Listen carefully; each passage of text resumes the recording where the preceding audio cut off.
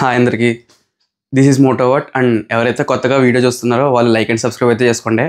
And ఈరోజు video వచ్చేసి రీసెంట్గా సోషల్ మీడియాలో అయితే చూస్తున్నాం. హోండా CB 350కి క్లాసిక్ 350కి కంపారిజన్ అయితే జరుగుతుంది. ఒక బైక్ ఎంతూసియాస్ట్గా మీకే బైక్ నచ్చిందో ఖచ్చితంగా మీరే చెప్పాలి. చివరి వరకు చూడండి. ఫస్ట్లీ హోండా బైక్స్ గురించి మాట్లాడుకుంటే ఇవి ఫారెన్ బైక్స్.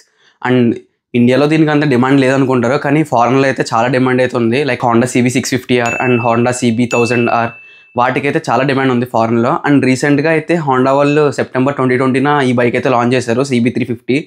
అండ్ ఇది క్లాసిక్కి పోటీగా అయితే లాంచ్ చేశారు. అండ్ క్లాసిక్ 350 అనేది మనకి ఎప్పటి నుంచి తెలుసు, అది సెప్టెంబర్ 2009 అలా లాంచ్ చేశారు. అండ్ దీని ఫస్ట్ బైక్స్ BS నుంచి. సో ప్రస్తుతానికి BS6 వరకు అయితే లేటెస్ట్గా అయితే లాంచ్ చేశారు. అండ్ హోండా CB 350 అయితే సెప్టెంబర్ 2020 అయితే లాంచ్ చేశారు. వీటి రిజల్ట్స్ చూస్తే చాలా షాకింగ్గా ఉంది. ఆ రిజల్ట్స్ ఏంటో లాస్ట్లో చూద్దాం. ఫస్ట్ అయితే దీని స్పెసిఫికేషన్స్ గురించి మాట్లాడదాం. ఇక్కడ హోండా CB 350 స్పెసిఫికేషన్స్ అయితే ఉంటాయి, ఇక్కడ క్లాసిక్ 350 స్పెసిఫికేషన్స్ అయితే ఉంటాయి. అండ్ ఈ స్పెసిఫికేషన్స్ని మనం బ్రేక్ డౌన్ చేద్దాం ఇప్పుడు. So let's go.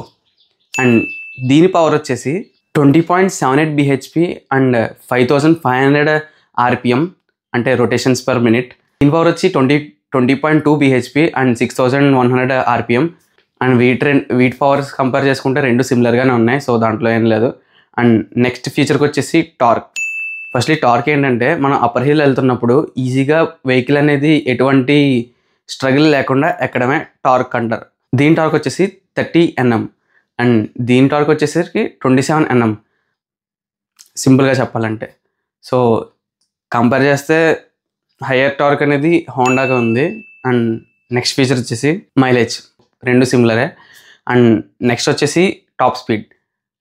And royal Enfield అయితే 130 వరకు వెళ్తుంది, అండ్ ఇది కూడా సిమిలర్ అంతే, కానీ హయ్యర్ స్టెబిలిటీ అనేది హోండాకి ఎక్కువ ఉంది. ఇది హెవీ వెయిట్ కాబట్టి కొంచెం కంట్రోల్ అయితే కష్టం. అండ్ ఇంజన్ డిస్ప్లేస్మెంట్ వచ్చేసి రెండు ఈక్వల్ 348cc. ఇది ఎయిర్ కూల్డ్, ఇది ఎయిర్ ఆయిల్ కూల్డ్. అండ్ రెండు టెలిస్కోపిక్ సస్పెన్షన్స్. అండ్ రెండింటికి dual channel ABS with disc brakes. And ఇప్పుడు ఫీచర్స్ గురించి మాట్లాడితే దీనికి Bluetooth connectivity, GPS and mainly TCS అయితే ఉంది. అండ్ దీనికి TCS లేదు, బ్లూటూత్ కనెక్టివిటీ లేదు, జస్ట్ ఓన్లీ స్పీడోమీటర్ అనలాగ్ అయితే ఉంది. అండ్ ఎక్కువ ఫీచర్స్ వచ్చేసి హోండా CB 350కే ఉంది. అండ్ ఇవైతే మనం మేజర్గా కంపేర్ చేసే విషయాలు. అండ్ నెక్స్ట్ డిఫరెన్సెస్ గురించి మాట్లాడదాం. టార్క్ అడ్వాంటేజ్ అయితే మెయిన్లీ హోండా CB 350కే ఉంది. అండ్ కూలింగ్ సిస్టమ్ వచ్చేసి రాయల్ ఎన్ఫీల్డ్ 350కే ఉంది, ఎందుకంటే అది ఎయిర్ అండ్ ఆయిల్ కూల్డ్.